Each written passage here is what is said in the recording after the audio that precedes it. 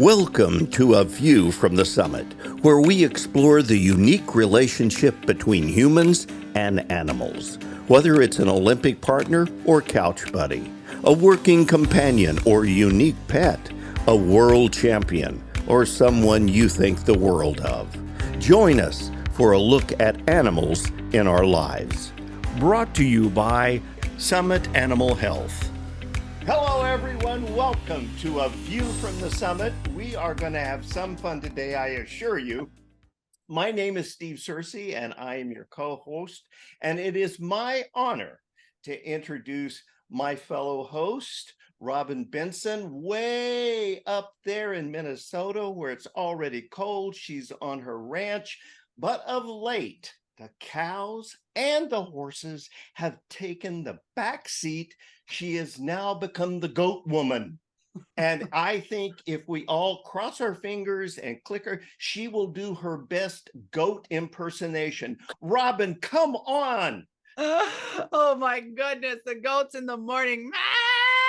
They act like they're and they're sick. There's only 6 of them. This is like not our main deal, right? But they want to make you think they're the main deal. Every morning, there's 2 mamas and then there's 2 sets of twins, and they are loud. And my daughter is asleep. A lot of times I try and let her sleep in because, don't wake a sleeping child.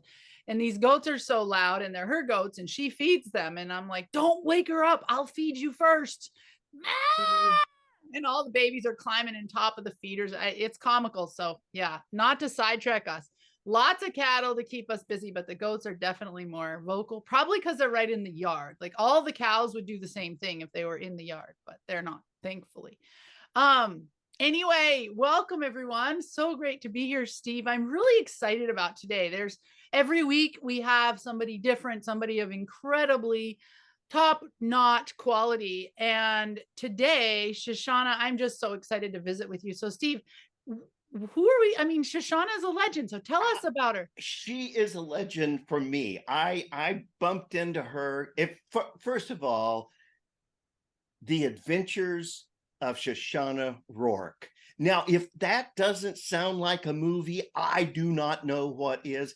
And if you follow this woman on Facebook, her life is a movie. So close your eyes and imagine this woman with her infant strapped to her back, going to the kill pens to rescue horses 3 times a week, probably. Then along the way, she happens to rescue a water buffalo. Oh, yeah. Yeah. So this is going to be fun. Shishana, welcome. Thank you. I'm super excited, and that's quite the introduction to have to live to. Well, was anything I said untrue? Oh, no. I'm like that person. All my friends always, like if there's some weird and wild story to be told, they turn to me and like, all right, take it away. So yeah, no, you're spot on.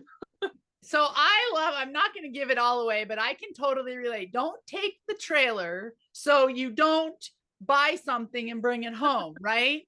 And I saw this post and I was like, oh, I can so relate. Like I turned to my husband, if we go buy a horse or something, are we taking the truck and trailer? No, we're not. Okay, so don't take, but that's not an obstacle for you. Tell us about that one. And then we're going to learn a little more about your adventure. So that is actually not the first time that has happened. I have had from water buffalo to miniature horses to actually zebras in my truck. So yeah, I just load them up and away we go. My mom, she thinks I'm absolutely insane. Like I think she understands, but at the same time, she's kind of like, this is the child I raised. That's so funny. So yeah, that's not the first time that's happened. Speaking of your mother, this is not in the family to do this. This is something totally you. Yeah. So when I was little, I just started showing an interest in horses. My mom had horses when she was younger, but we never really had animals other than like, we had a few chickens, and a dog, and that was pretty much it. And, you know, that was our life. Like we didn't, I don't know, we weren't super into it. So my 8th birthday, my mom got me riding lessons, and I was hooked, you know. So yeah, and then of course it just grew and grew and grew from there. So it kind of got a little out of control, actually.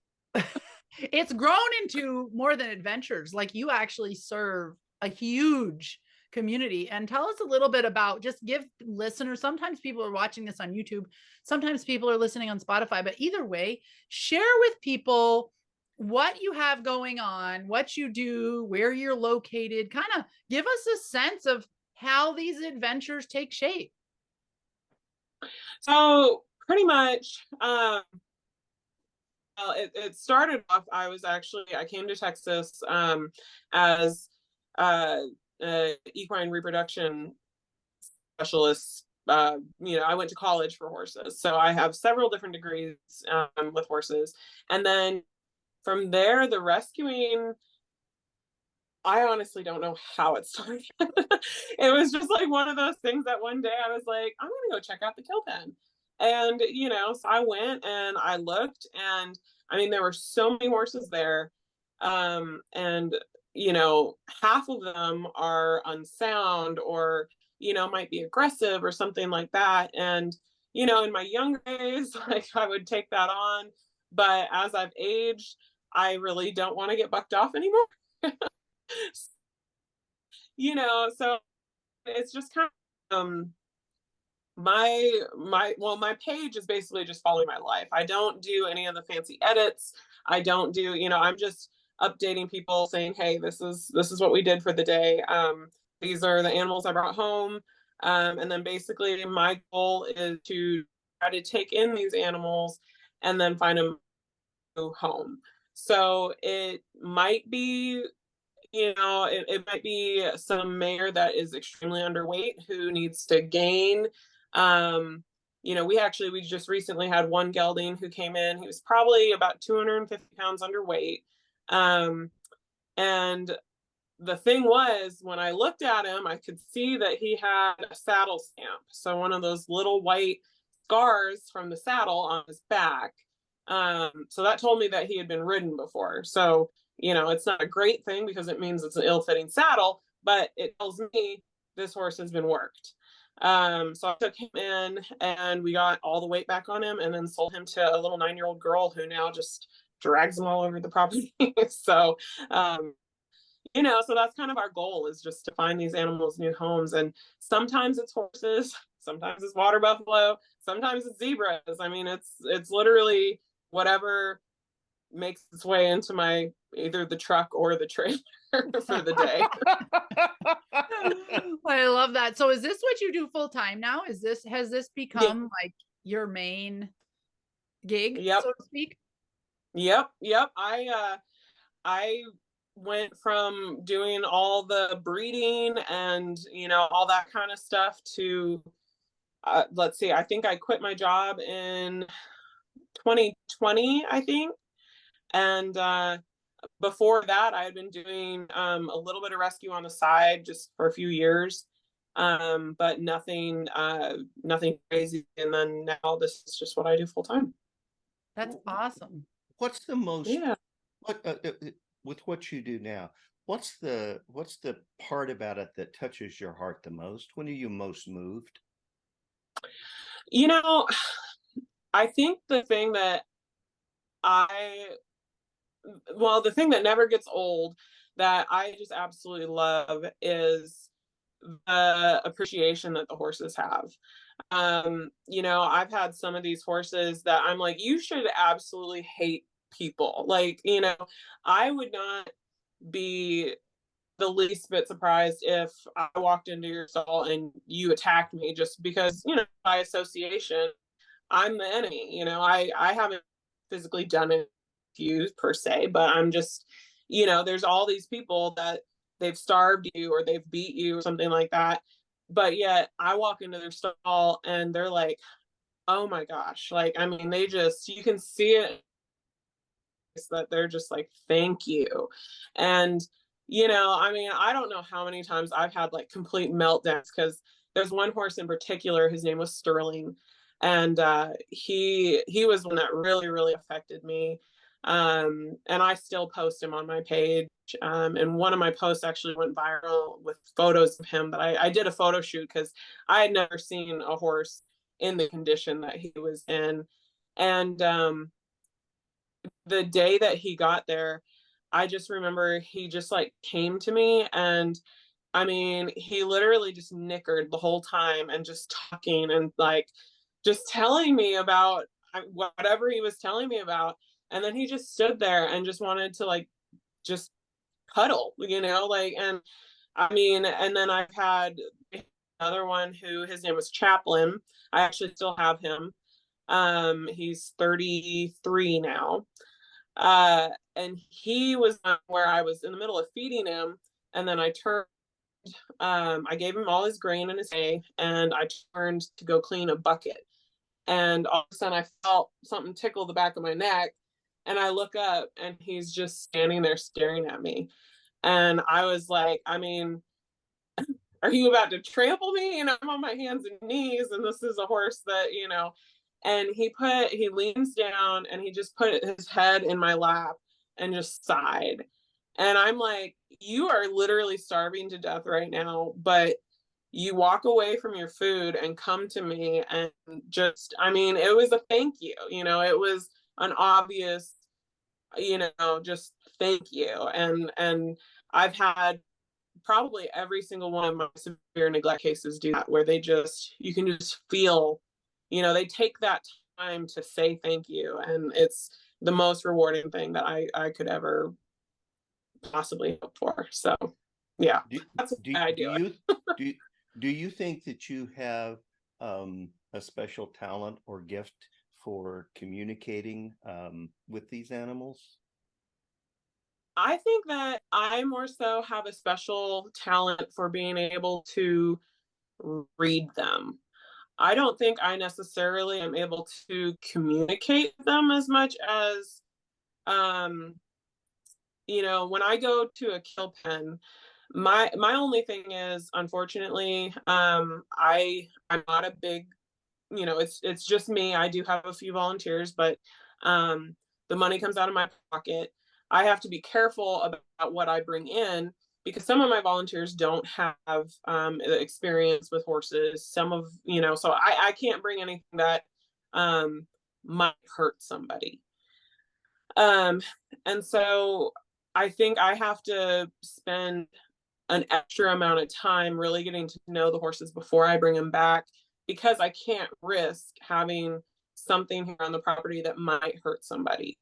And I hate saying that, because I hate that I have to pick and choose who's coming with me and who's not, but I have to be selective. So I will go out to the kill pen and I'll spend 6 hours, walking through the pens, looking at the horses, going back through the pens, and like I'll go through first and pick out which horses I think are ones that would really fit in well with our group.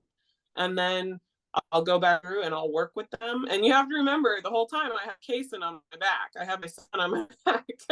So I'm getting a workout, but I'm also having to go into these pens with horses that I don't know, with my 1-year-old child on my back.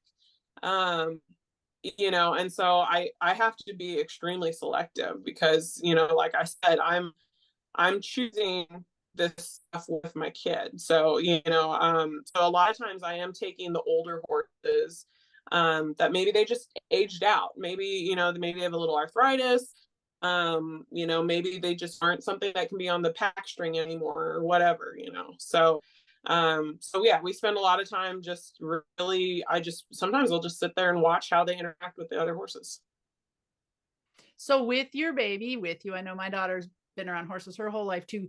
Do you ever notice him responding to horses? Like, does he act differently, or become more interested, or more afraid, or show you anything in response to certain horses as you're walking through? Yes. And it honestly makes life so hard. Because he'll like like the other day we were out there and I was with Kason and my husband, and there's this gorgeous Belgian stallion that, he's underweight, and, you know, he was massive. And Kason, I mean, he literally was like, Mom, this one, this one, this one, this one. And I mean, he's petting him, and the stud is like put his head over the fence and loving him.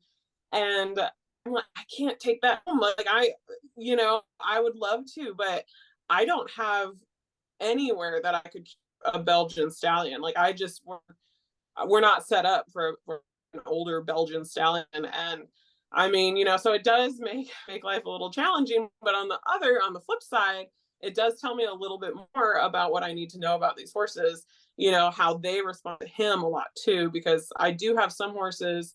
Actually, the last group that I went to go pick, I had never had a whole herd of horses freak out about Case on my back before.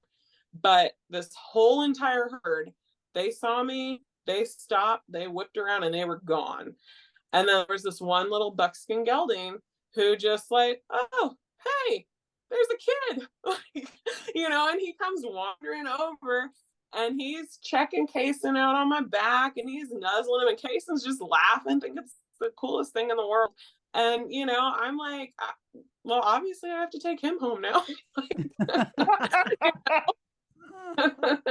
So I mean, honestly, like having Kason out there, it does really, it changes the dynamic. It does. That's awesome though. Okay, so I got to shift to my favorite thing and why I got focused on you, and that is the Hankster, Hank. Yeah. Yes. Because I'm scrolling as you do when I should have been doing something else, and here is this woman in a pond swimming with water buffalo, and I go, I gotta track this rabbit hole down. So tell us about Hank and how he came to be in your life. Oh, Hank. Well, I'm kind of a little mad right now because he escaped the other day and went on a full rampage, and he's a hot mess. I love him to death. He's the love of my life. I've told my husband, but funny story on that actually too. So, however, for Hank, I was out at the kill pen getting a load of horses, and there was also an auction going on at the same time. Somebody had dropped off 2 water buffalo, and everybody, oh, wouldn't it be funny if you got the water buffalo? Oh, all that jazz. And, and I don't like bovine, or at least I didn't at the time. I was like, nope, don't get near my trailer. I don't want it. I have no interest. Like, keep it away. And so the people, they're all kind of pressuring me a little bit. Well, finally I'm sitting in there, the bovine or the water buffalo go through the auction ring, and everyone literally just turns and stares at me. And I'm like, I don't want it. Like, no. And so it was just one of those things where I don't know. I blacked out. I was like, all right, I guess I guess it's mine. I don't know. So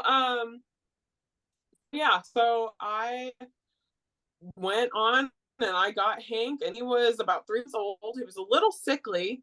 He was about 3 months old, and he was out there with his older brother, I'm kind of assuming, who actually had a broken leg at the time. And somebody bought the brother. And so Hank was left there by himself, and they were both super aggressive at the time they were there together. They were charging the fence, all that sort of stuff. And the people, they were like, good luck, have fun. And I'm just like, what did I do? Well, so we get him home.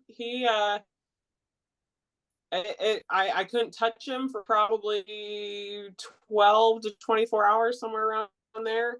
And then after that, I mean, he would fall asleep on my feet. He would, follow me. He's in my house. He's been in my truck. He's been, and So, I mean, we kind of went 0 to 100, and all these people started coming out because they wanted to see the water buffalo. And, I mean, Hank he's, he's kind of the best thing that's ever happened to me, honestly. Um, and my husband, my now husband, actually, funny story, we went on we set up a first date, and I actually tried to back out. So I told him I had a sick horse and that I wasn't going to be able to make it. Well, he texts me back and says, "Oh no, well, just let me come sit with you out in the barn. Like, I'll just hang out. We can have our date in the barn."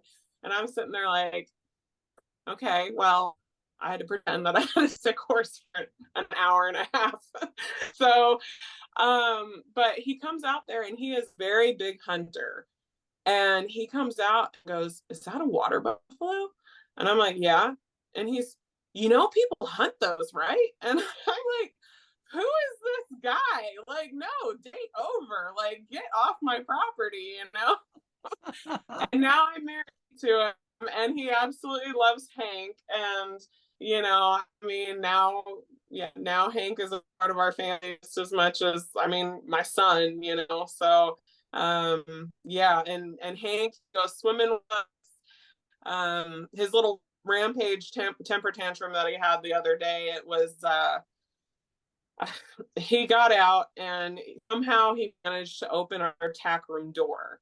And so he went into the tack room. He just he had a party. He flipped everything over. He pulled stuff off the walls, and he had a party. So life with Hank, it's not boring. It's an adventure every day. It is an adventure. Well, and now you've got somebody named Matilda. Yes, yes. So for the last few years, I have decided that I wanted more water buffalo because, one, terrorizing me and my family is not enough. So I need more. So actually, a friend of mine, she has a water buffalo, I guess, breeding facility. I don't know what she necessarily calls it, but I didn't actually know. I was thinking she was in Colorado or something like that. She was somebody that I had met on Facebook, and we had, kind of exchanged messages and such. But it turns out that she was only an hour from me. So I hopped over there the other day, and while I was there was teeny tiny little calf off in the distance, and we could see she was hanging out with a bull. But there were some other cows around. But I was like, it's the youngest one we've seen. Can we go get closer and take a look? Well, we go over there, and of course, none of the cows are her mom. She's by herself. She's obviously underweight and looked a little rough. But I couldn't leave without taking her. So they offered her to me, and now I have another baby that I have to feed 6 times a day. So, but she's doing really good. She gained some weight. She's looking a lot better. So she's sweet. She's come around. So she and Hank are gonna get along great. That's awesome. So you not only bring in all these horses and other critters, you have like a horse sale. What do you call it? Like, you broker and help match people with horses, either other people's horses or your own. Do you still do a lot of that? Yeah. So I started off at the breeding facility I was at. I was selling a lot of their horses. But they were all selling, since it was a breeding facility, they were selling young stock.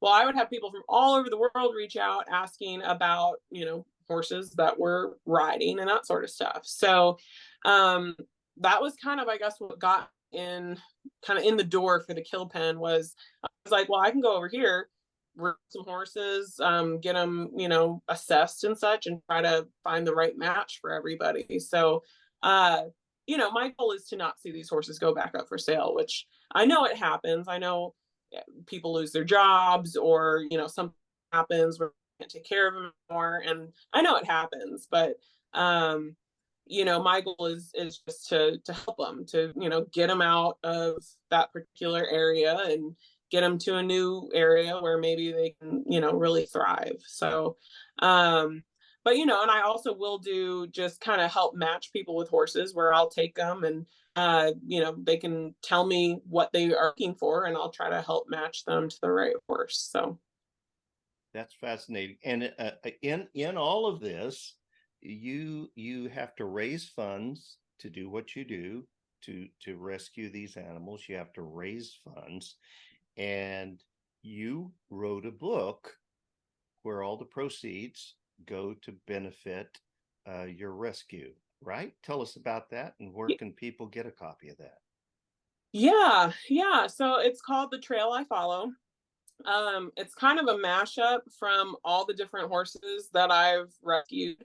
The cover is actually the gelding that I was talking about earlier, Sterling. And basically, yeah, like I said, it's a mashup of the different stories and such that I've had to follow, or that I've gone through, and it follows a pony who is born, and basically she is bought to a family who has a little boy who was adopted. I was adopted, so that was kind of my little tie-in. And so basically, it follows her story through life, and it kind of is what I assume a lot of these horses go through, because at some point every one of these horses was taken care of. Somebody has taken the time to take care of these horses, but then somebody else gets them, and maybe they just don't value them as much, or maybe they don't have the funds. They thought that a horse was a lot cheaper than it is. So it kind of is, yeah, like, might be, I've found world champion horses in the kill pen before, and I have found horses that have worked every single day of their life on the same ranch, and they age out and they can't earn their keep anymore, so they're at the kill pen, and there's nothing wrong with them. They can't do what their owners need them to do anymore, and they can't afford to have a replacement horse for them and keep them. So there's still value behind them, they're still worth it, but just maybe not to those people. So do you follow the stories, like the horses you get out of the kill pen? How do you backtrack and find out their stories? Well, so the good thing is that all horses must be sold with a current Coggins. So I can kind of, a lot of times, like I have a pony right now. His name is Pirate. By the name on his Coggins, I was able to kind of follow him back a little bit, by going through Facebook. Just people put everything on social media. So, it's pretty easy to find out, a little bit more information, whether I reach out directly to them, or I can just look through their Facebook if it's public. I can look through their social media and find pictures of the horse, or, so like for Pirate, that's what I did. And I was with him, I was sure that little pony was sedated when he went through the sale, because he was perfect. And he's still the same. So I actually have decided to keep him in my forever herd. He's going to stay here. He's blind in one eye.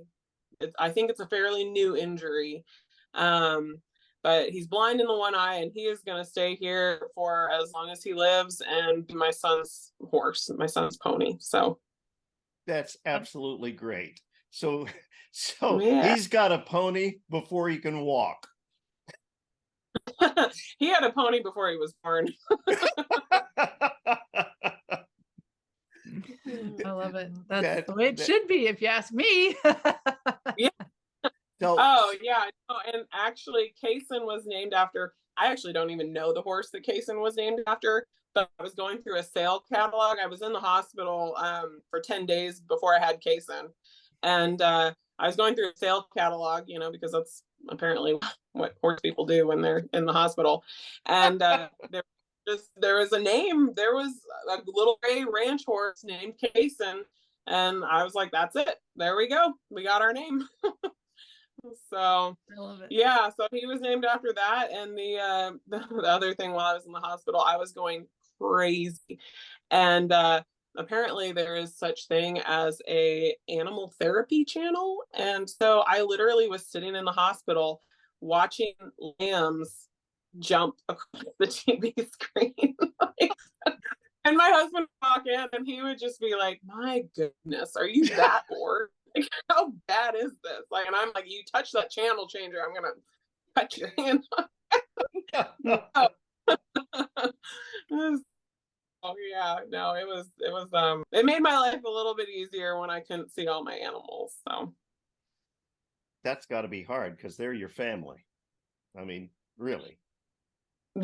yeah, it was a challenge. And I mean, they wouldn't even really let me leave my bedroom. Like, it was that I was locked down pretty tight, but they allowed my husband to bring my dog. So that was really nice to be able to see him and spend some time with him. So That's cool. So what else do you do to help fund your rehab and rescue? so actually, honestly, most of my funds come through social media. Um, so all the videos and everything that I post, it really helps me when people like, share, even just comment or whatever, just interact somehow with the videos. That really helps kind of fund the rescue and such. But also, I'm a jack of all trades. I do photography. I actually paint custom horses. The sale horses, obviously that helps a lot too. But I mean, I do a little bit of everything to try to keep this place afloat. And I mean, we well, I'm not short of ideas to do fundraisers and that sort of stuff. So we want everybody that's watching this to go on Facebook, find the adventures of Shishana Rourke, and ask to be part of the group and to click on stuff and to say, yay, this is cool, and whoopee doo, and just get out there and be part of it, right? Yes, is the goal. I want, my goal with actually the page. So I was adopted from the Caribbean to Alaska. Um, and then I went to college in Montana, and then I actually moved here to Texas. And so when I started the page, it was actually just for my family to be able to keep up with me. And because some of my family's on Facebook, some of them are not. It was one of those things that this at least was public, and you have to be a part of Facebook to watch. So, and then for whatever reason, I think it was Hank, people just started coming out of the woodwork wanting to watch. I mean, it has grown from, like literally having 25 followers to, I mean, we're over 350,000 now. So, it's amazing that people find my life that interesting, because it's just my life to me. I'm not thinking that it's really anything all that crazy, but I mean, people watch it. So yeah, no, if you guys if people want to see all my weird and wild adventures, then yeah, definitely go check it out. I think one of the things that's so appealing, I mean, people in general nowadays spend a lot of time consuming content, right? Because they're living in an area, a lot of people are living in a place where they don't have it personally, but they're consuming it somewhere. And you are so real. You are like, people watch your content, they see it, they see you, and they know, like you said in the beginning, it's not filtered, it's not staged, it's not, and animals help with that, because animals don't do well with staged and filtered, right? They are what they are.